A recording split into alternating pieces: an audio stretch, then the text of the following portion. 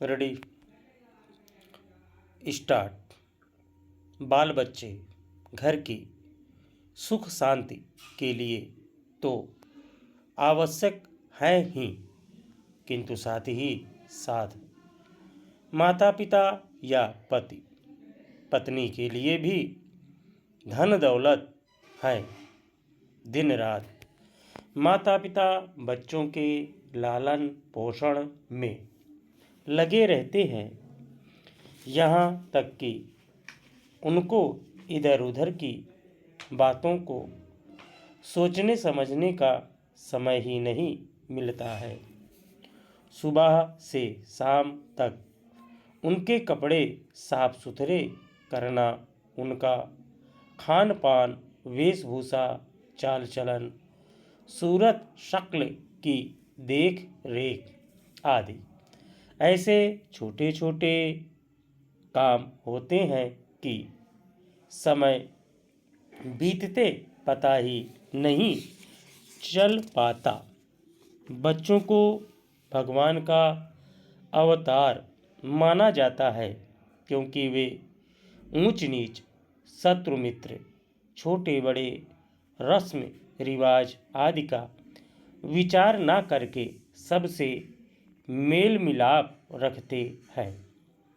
उनके आचार व्यवहार में लाभ हानि, रीति रिवाज, हिंदू मुसलमान आदि छोटी मोटी बातों के लिए स्थान ही नहीं होता।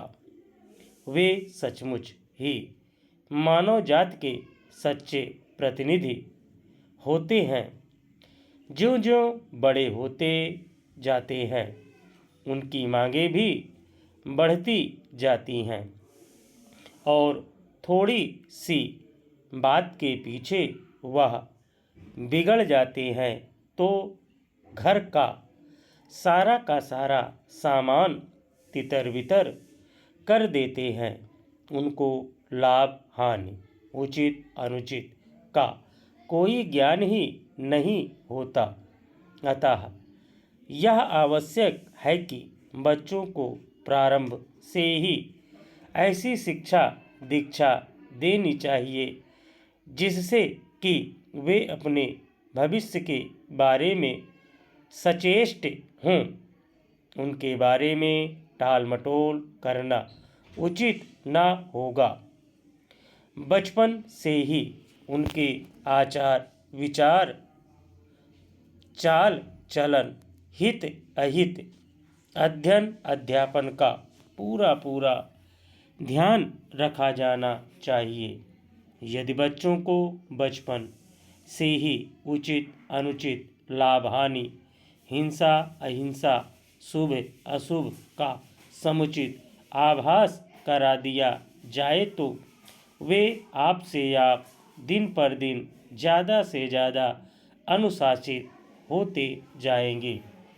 ज्यों ज्यों बच्चे बड़े होते हैं, उनके आचार विचार भी बदलते जाते हैं।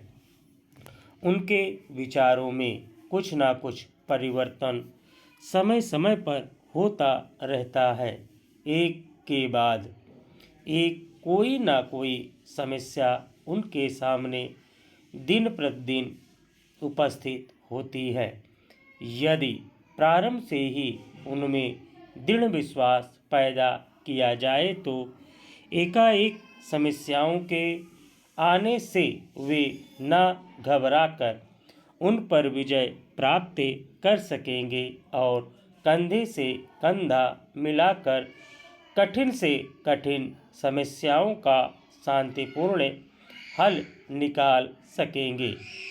यदि कठिन से कठिन या सारी की सारी समस्याएं हल करनी हो तो कोई ना कोई रास्ता निकल आता है। भारतवर्ष सहित पूरे विश्व में ही महिला सशक्तिकरण की शब्दावली का प्रयोग पिछले एक दशक से कुछ विशेष जोरों से किया जा रहा है।